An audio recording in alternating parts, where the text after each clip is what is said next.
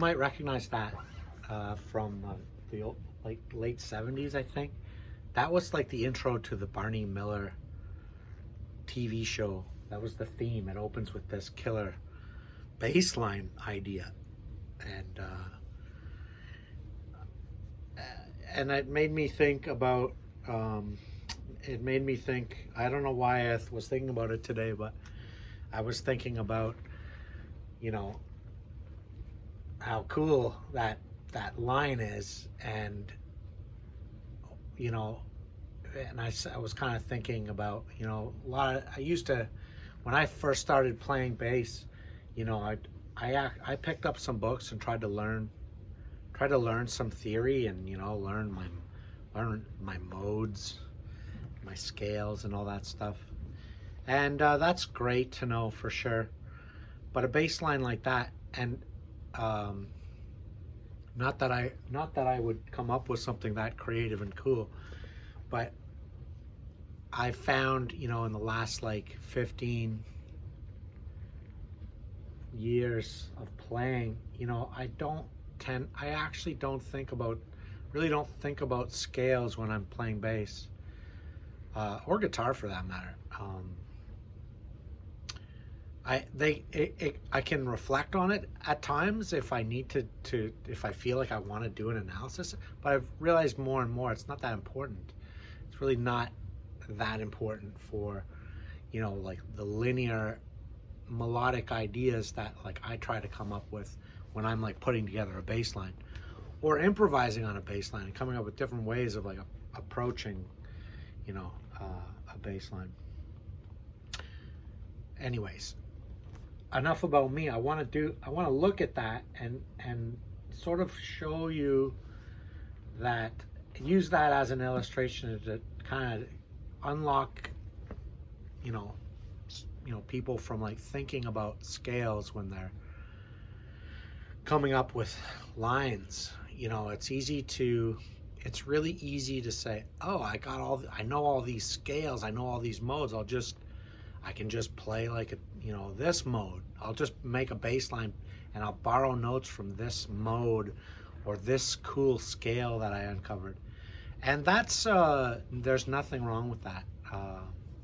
That's just, it's just a tool, it's just a lens.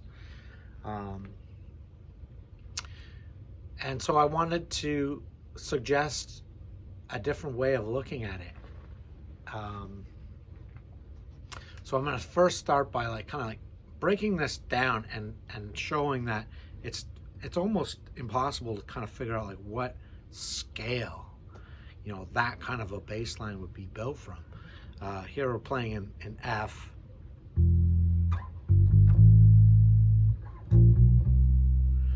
Right away, you know, I've got like this long chromatic run. You know, assuming F is the center here, you know, the root of the scale. So looks like I'm at a major 3 here, and I'm holding on a 5th, and then there's that turnaround. So so that looks kind of like the Mixolydian mode, right? Then it slides down, and it goes back to the 1. So like, what scale is that? What scale would have been used to concoct that? And probably 2 come to mind just on my, just if I think back to the scales I am aware of. It, you know, it looks like, sorry, I'm going to play that in F here.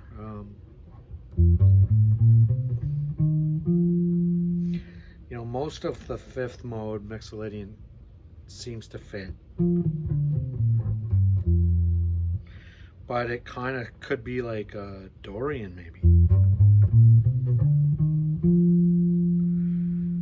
But it's got like a major 3rd and like a minor 3rd, and there's these other like you know, there's a flat 5 in this bass line. So it's a lot of things. It could be a lot of things. It could be like a, what is that, the major blues?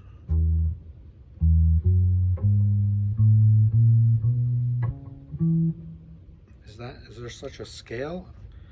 I think there is something like that. I'm playing that on E. My apologies, should be playing in F. But you can see, like, it just seems like a futile exercise to try to understand, like, well, what is that based on? Like, and if you kind of put that aside and think that maybe what this guy was doing when he came up with this bass line wasn't thinking about a scale, and he was just thinking about, hey, I got this like guitar player who's like, or this keyboard player who's playing this chord, and the chord that I'm hearing sounds to me like an F7 sharp 9. It kind of sounds like, you know?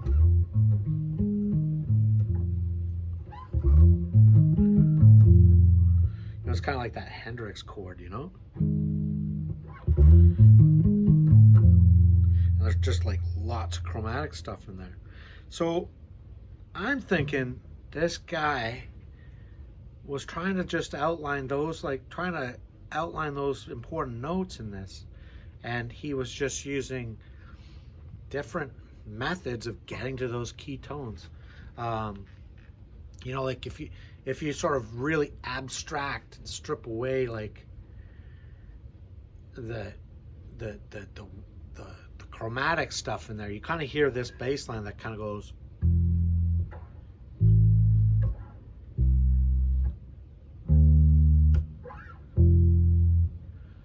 and it actually kind of goes more like this, because I hear that. I think it's interesting that the way that it turns around and hits that sharp 9, it's more like this.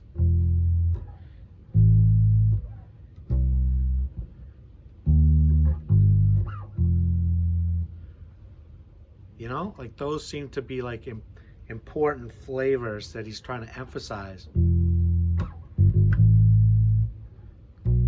Sorry.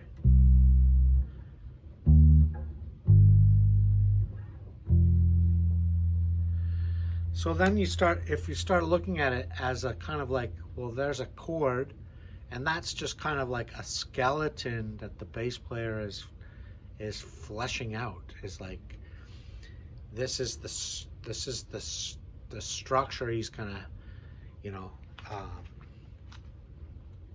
this is the outline he's going to sort of approach these main sounds, right? And that's just it's just a F. So he goes root, and then he does this like chromatic walk up to the third of that chord.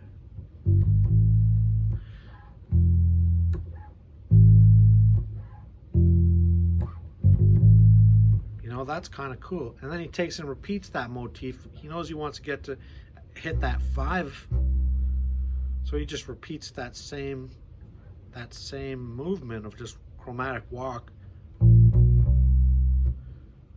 So we get this.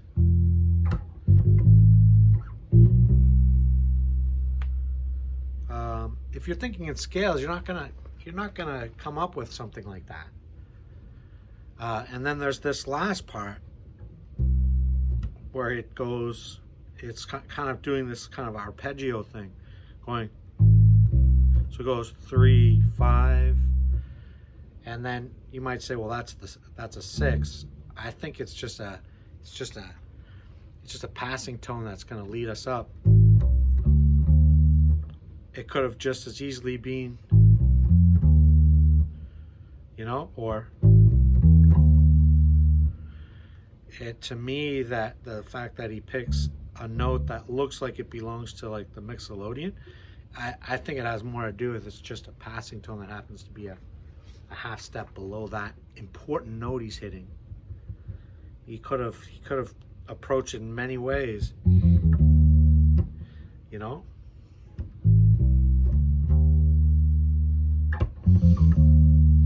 Like that could be an alternate way. If I was to repeat this motif that he started with, it might be a bit boring, but you'll get the picture I'm trying to paint here.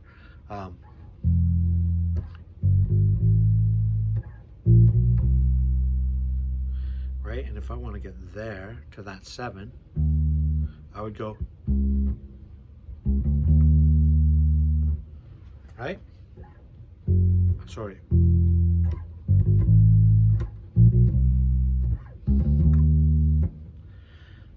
But he goes, instead of,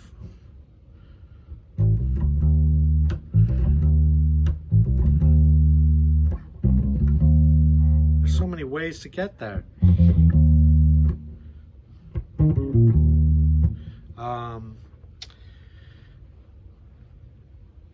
This is what's really kind of important. Forget about the scales. You can start to free yourself from that kind of construct. Oh, I gotta be in this scale if I'm gonna play that, if I'm gonna support that chord. No. To support the chord, you just have to kind of like land. You gotta kind of just emphasize the chord tones. And you don't have to emphasize all of them. This bass line does a really good job of covering that. You know, with everything it does. Down on the 1, you got the root there. Down on the 3, down on the 5, down on the 7,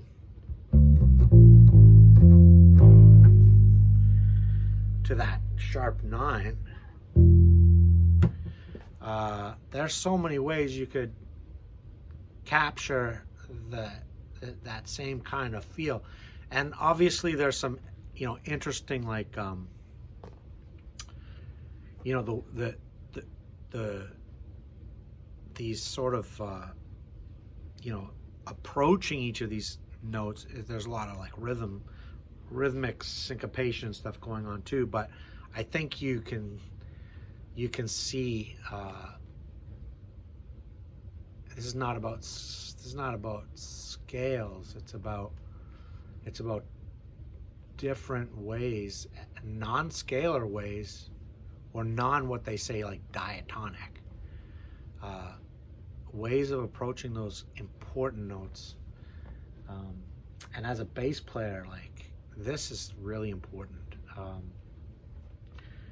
Like for me, a lot of the work I do, I will spend just a lot of time like just trying to find interesting ways of getting like to like the triad chord tones. There's so many options there, and sometimes I just forget about the 5 altogether. Just worry about like finding ways to move between like the root and the 3rd. Like there's a ton of things you can do, and that stuff, you know, you can outline some really creative like bass lines that don't fall into a typical scenarios, like, you know, typical cliches that people play. Yeah, and I think that bass line's kind of interesting way of sort of illustrating like, hey, sounds like there's a lot going on there, but really there's not. He's just kind of picking apart those main chord tones and finding interesting ways to like land on them. And all the best parts of the line are like is all in the approach notes, and they just feel good when they land on those heavy, big, you know, rewarding chord tones. So I just want to leave with, you know, a few constructs that you can take and apply. I just, you know, that bass line illustrated one really simple one where you just approach from a whole step behind and walk up. You know, you could take 3 notes and walk up. You know, that line could have been written like this. It's just the way he plays it, he kind of he lays off that downbeat and kind of picks up, like there's that kind of muted thing. But he could have done that. So, you know, that line could be,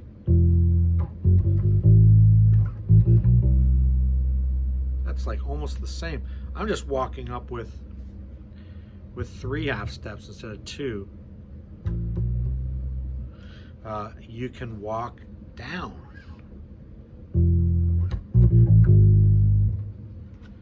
I walked down to the minor third there. Forgive me. Same thing. I just walked down.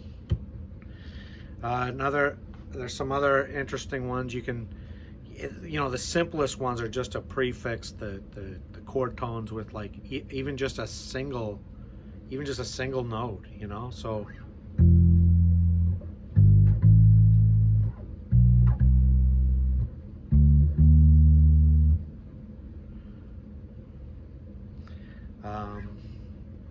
yeah, like, so I just simplified that bass line quite a bit. It still does the same thing. So I'm just going to go a half step below all the chord tones I hear.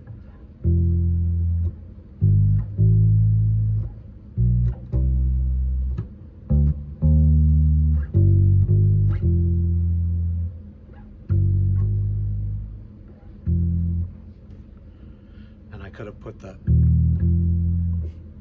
E behind that F, right?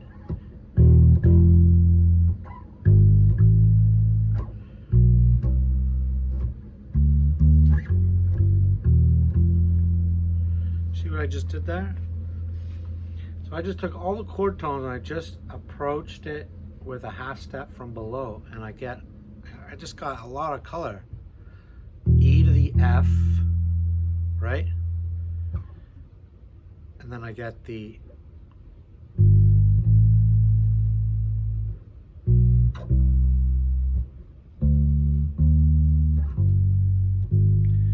I just did a half step below that sharp 9.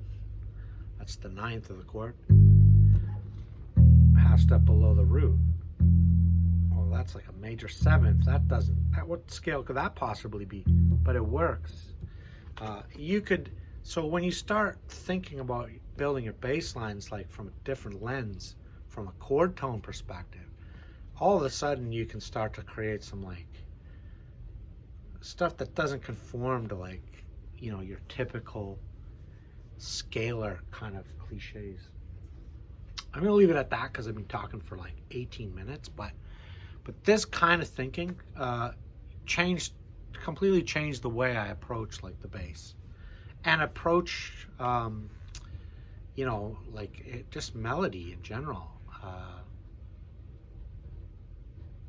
You know, bass lines are just melodies, really. Just with a kind of like we have an important job in laying it down for the rest of the band. But you know, you don't have to you don't have to play scales. I don't. I shouldn't say I don't. I try not to. I just don't think about it. Anyways, I'm gonna leave it at that.